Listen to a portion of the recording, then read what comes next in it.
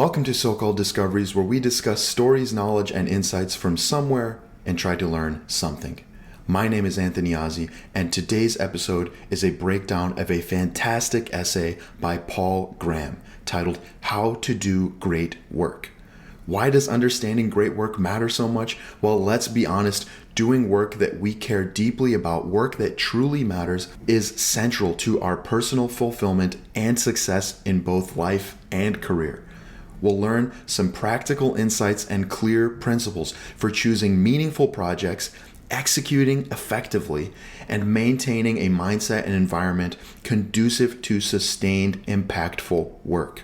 In my analysis of the essay, How to Do Great Work by Paul Graham, I have organized the insights and principles into 4 key segments, which I'm going to walk you through throughout this episode. Those segments are, number 1, choosing your frontier, choosing the work that you're going to be doing. Number 2, getting the actual work done. Number 3, originality, creativity, and breaking the rules. And finally, number 4, our mindset, morale, and our environment. Now, just a very brief background on who Paul Graham is. He is a programmer, entrepreneur, investor. He started one of the very first software as a service company or SaaS companies in 1995, which was acquired by Yahoo. And he's probably most famous for being one of the founders of Combinator, which is a legendary startup incubator. It's funded over 3,000 startups, including Airbnb, Dropbox, Stripe, and Reddit. If you want to read this essay, it's only around 30 pages or so printed out, and it's available for free on his website, paulgraham.com, link in the show notes.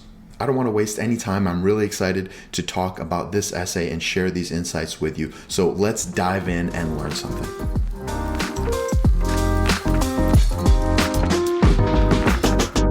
As I mentioned, I've organized the insights and principles into 4 key segments. The first I'm going to refer to as choosing your frontier. And some of the main themes that we're going to discuss in this segment is deciding what to work on, getting to the frontier of knowledge within that field, noticing the gaps in knowledge within that field, and then exploring those gaps, particularly the ones that seem promising, which we'll get into what that means, and then really using your curiosity and ambition to drive all of this.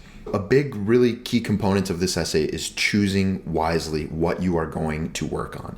He says that this is one of the most important things that really anybody is going to do, and really believes that great work begins by thoughtfully choosing a field that genuinely fascinates you, that really truly interests you. Not something that just seems prestigious or something that you think is going to make you a lot of money, but something that you are really deeply curious about and find yourself truly interested in and drawn towards. Something that even the minute, tedious details of, which other people might scoff at or hate doing, even that aspect of it seems interesting and engaging to you. And Paul Graham is arguing that your authentic interests are really providing the foundation for real success and lasting satisfaction in your work. This is something that comes up a lot in episodes 4 through 6, which are on The War of Art by Stephen Pressfield of this podcast. I'll link to them in the show notes as well if you're interested in listening. Now, once we choose wisely what we're going to work on, then it's important to reach the frontier of knowledge, or a frontier of knowledge, and notice the gaps. So this obviously is going to take time. It's not something that's going to happen on day one. Once you decide what you're going to work on, you actually have to spend some time getting good at that thing and learning as much as you can about that field. So you need to deeply understand the field enough to know what has already been done. You're not going to know that on day one. Once you're able to get to a frontier of knowledge, then some of the gaps and promising opportunities are going to naturally appear. But this is going to come with experience once you've been around long enough. Now, this idea connects quite strongly with themes that we've discussed in earlier episodes, particularly episodes 2 and 3 on the book The Effective Executive by Peter Drucker. He talks about focusing on choosing meaningful contributions and figuring out how you can create the most value with those contributions. And you don't want to simply just follow a job description. Now, when we're choosing our work and then when we're pursuing that work and getting deeper into that field, Paul Graham says that we want to optimize for interestingness. The real guide for great work isn't prestige. We don't want to chase prestige. We want to chase interestingness. Choosing projects that are genuinely fascinating to you personally.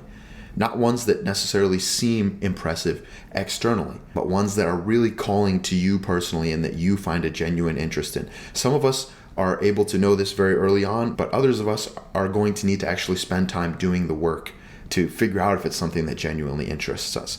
So really what this means is, for most of us, unless you get really lucky and you happen to find the thing that you love doing right away early on, most of us are going to have to try doing a lot of different things and invest ourselves in a lot of different things before we figure out, okay, this is the thing that I want to work on. This is what I want to focus on.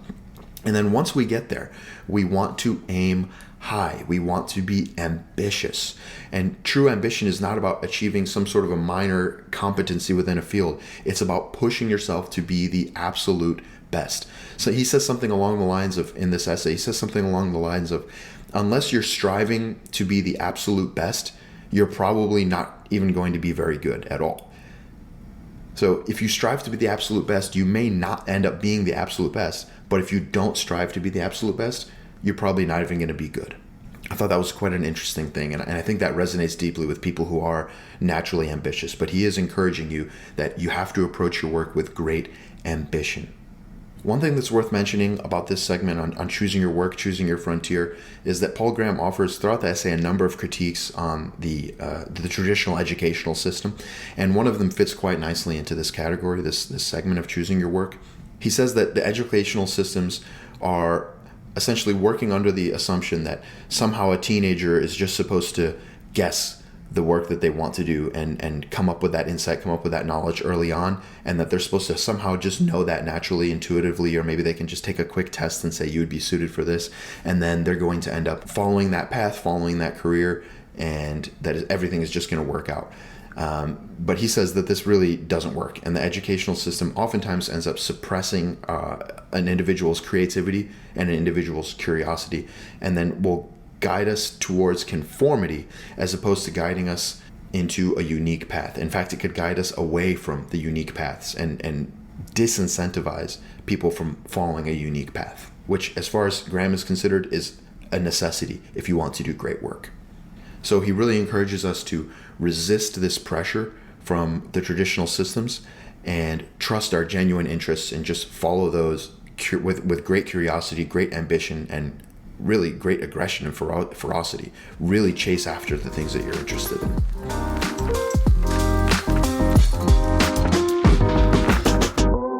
So that was segment 1, choosing your frontier, choosing your work. Now, segment 2, I'm going to call getting the work done. And the main themes here are beating procrastination, working deeply and intensely, understanding balance, and then being consistent. Now, procrastination has been a big theme of some previous episodes. I already mentioned episodes 4 through 6 on The War of Art. Procrastination is a huge theme of that book. If you're interested in learning about procrastination and strategies and tactics on how to battle that, check out those episodes. They are excellent, or at least read the book if you don't want to listen to the episodes. But procrastination, and we'll lump that with the difficulty of starting work, is a big deal, a big hindrance towards doing our work. Often ambitious people find themselves procrastinating.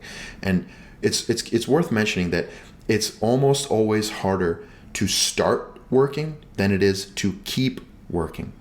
He calls this a required activation energy. So to actually get started, it's a much harder lift than to actually just keep working once you've started. So Graham discusses in this essay a number of ways and strategies that we can sort of trick ourselves to overcoming this initial resistance and coming up with the right activation energy. Again, similar to what was discussed in episode 4 through 6 of The War of Art.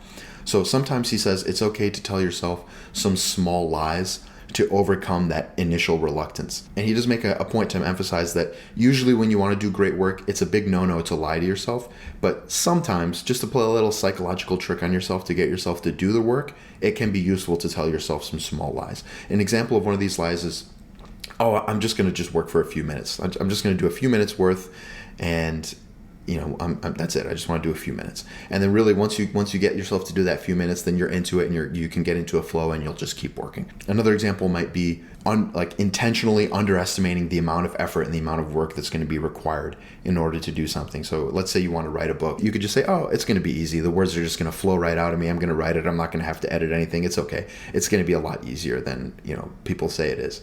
And inherently, you probably know that's not true. It's going to be a lot of effort. It's going to be a heavy lift.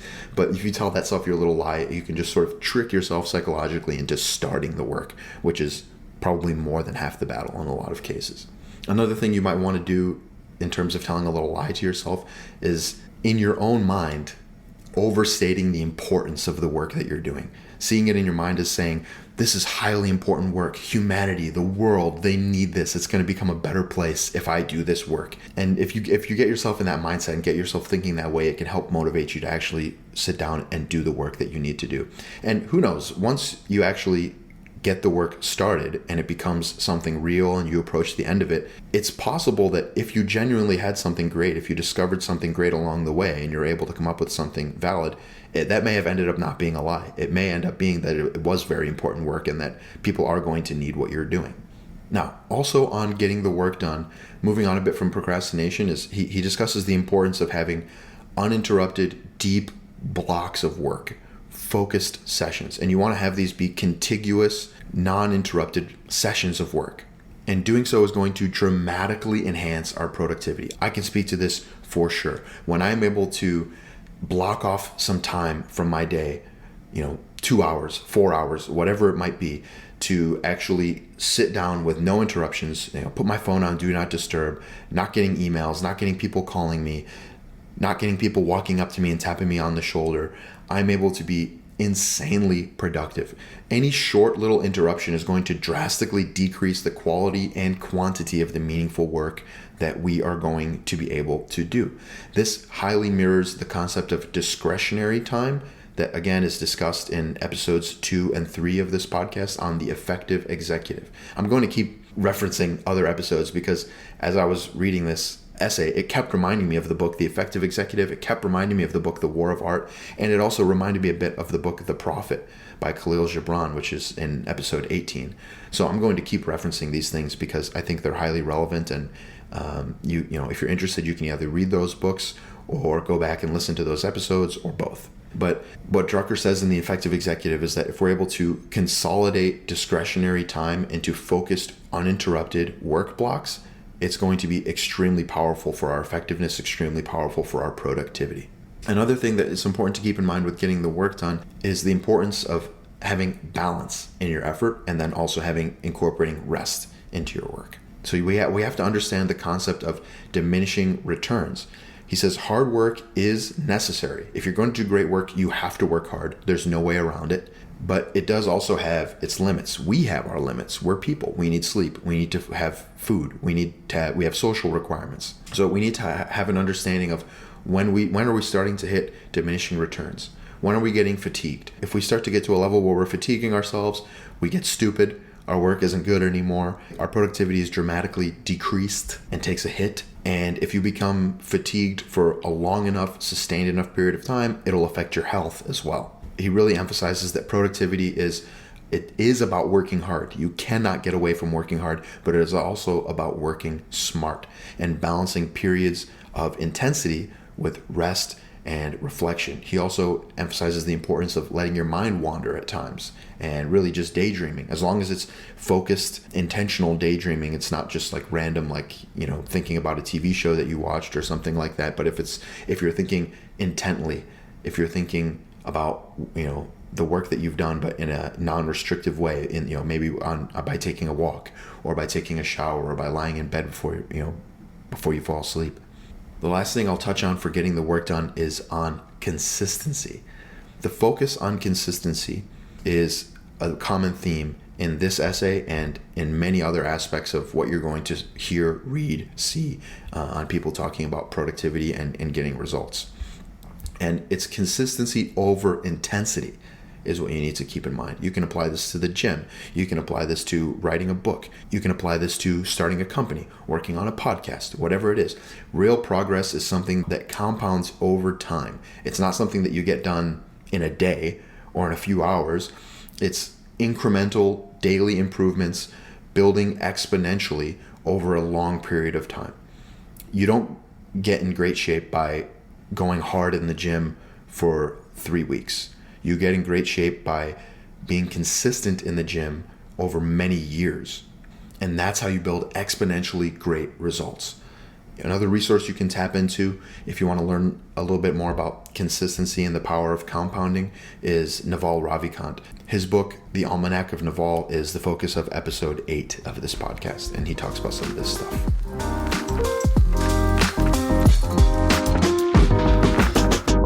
So that's segment 2, getting the work done. Segment 1 was choosing your frontier, choosing your work. Segment 2 is getting the work done. And segment 3, we're going to focus on originality, creativity, and breaking the rules. The main themes here are going to be that originality is a byproduct of curiosity.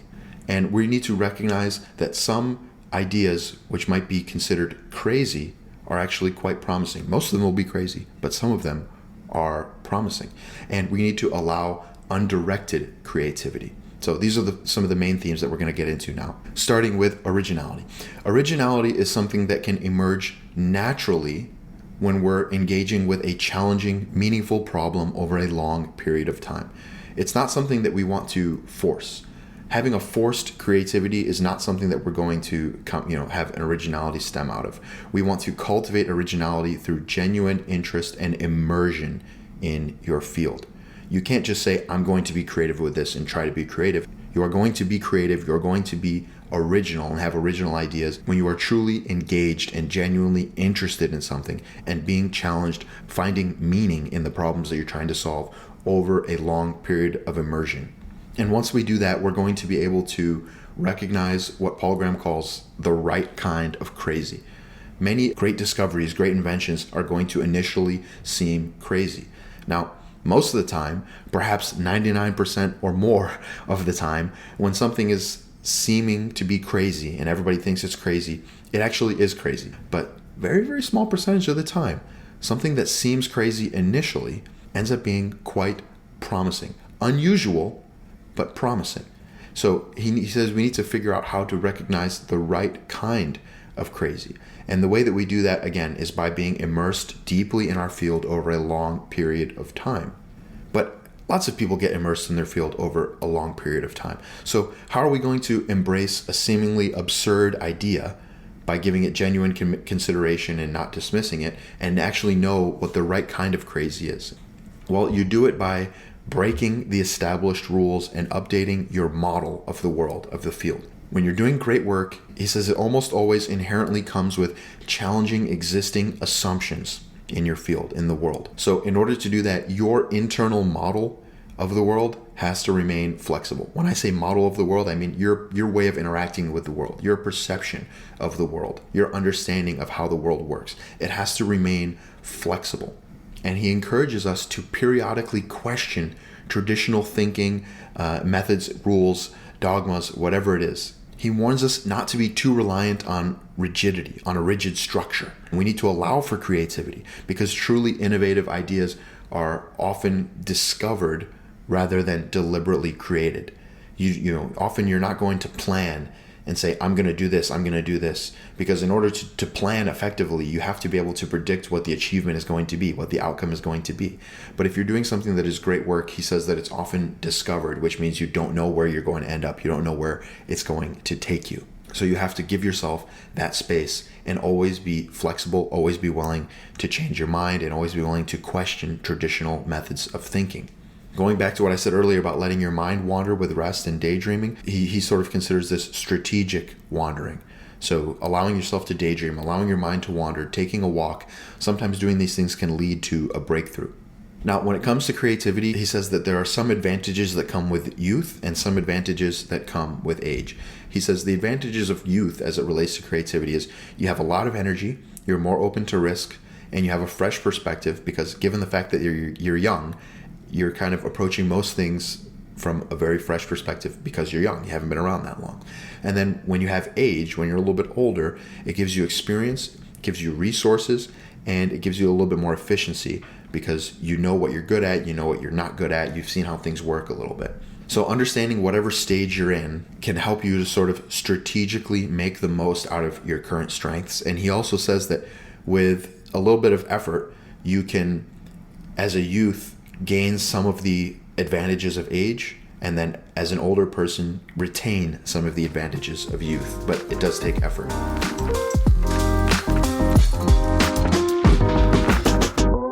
Those were the first 3 segments, and I'm going to finish with the 4th and final segment, mindset, morale, and environment. We're flying through these because there's a lot of insight and knowledge into here, but I really wanted to just boil it down in the stuff that I felt was the most important. And because the essay is not too long, if you wanted to dive in a little deeper, you can go in and read it. But the final segment now, mindset, morale, and environment, we're going to focus on the themes of cultivating the right mindset, managing your morale, choosing supportive relationships, and focusing on overlooked opportunities. So like I said earlier in this episode, you have to aim to be the absolute best in your field. That has to be your goal. Even if you don't end up being the best, it is a requirement for doing great work that you have the ambition to be the best.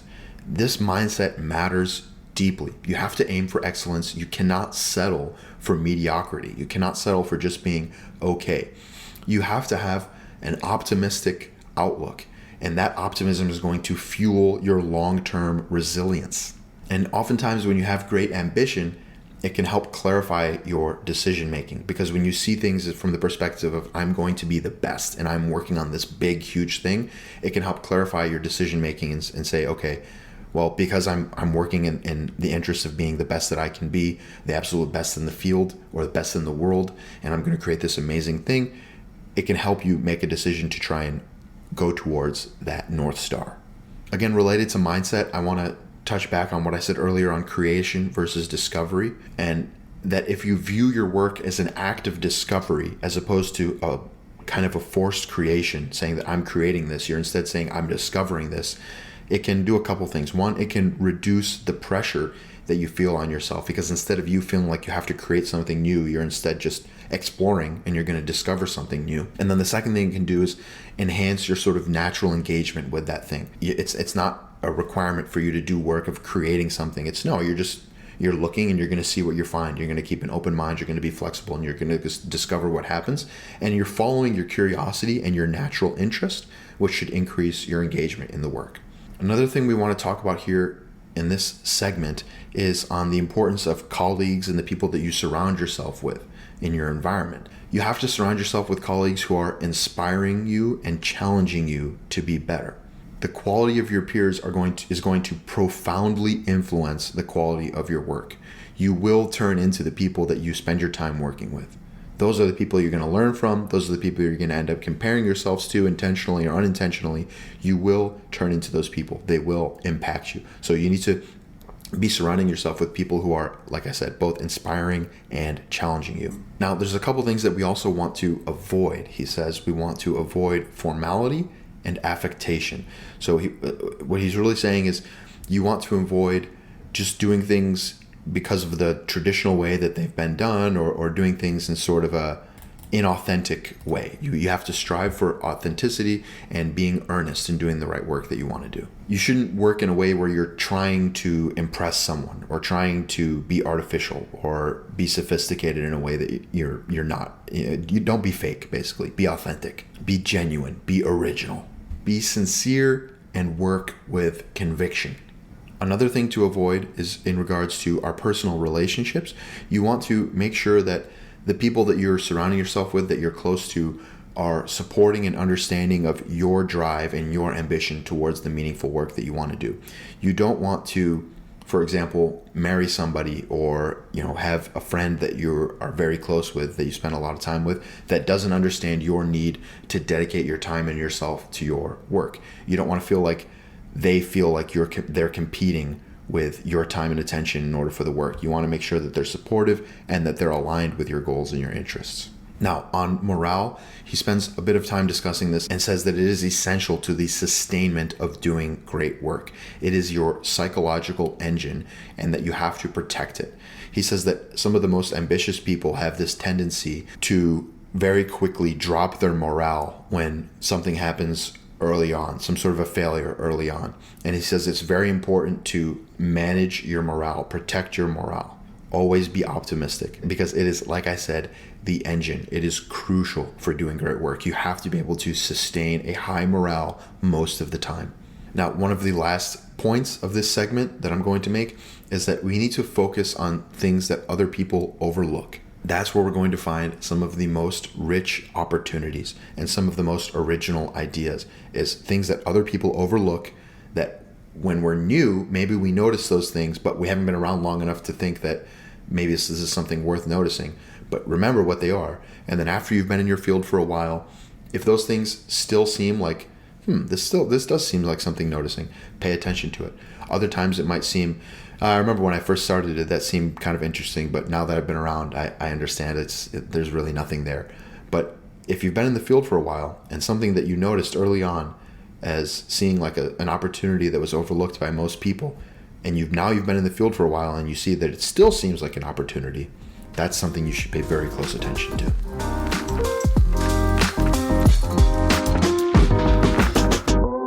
So those are the 4 segments in which I've organized various insights and principles from the essay How to Do Great Work by Paul Graham. We went through this relatively quickly because I wanted it to be short, concise, and impactful, filled with little nuggets. To summarize, those segments are choosing your frontier, choosing your work, getting the work done, originality, creativity, and breaking the rules, and then finally, mindset, morale, and environment. Great work at its core is intentional curiosity, disciplined habits, openness to originality, resilience, and cultivating a supportive environment. So ask yourself, I implore you to ask yourself, what change can you implement immediately in your own life, in your own world, in your own environment, in your own community, to get closer to doing whatever your version of great work is? If you found value here, if you found value in this episode, in this subject matter, I encourage you to explore other episodes of So-Called Discoveries, because a lot of what we talked about in the past relates heavily to what's in this essay covered in this episode. Especially the episodes on the effective executive, which are episodes 2 and 3. The episodes on the War of Art, which are episodes 4 through 6.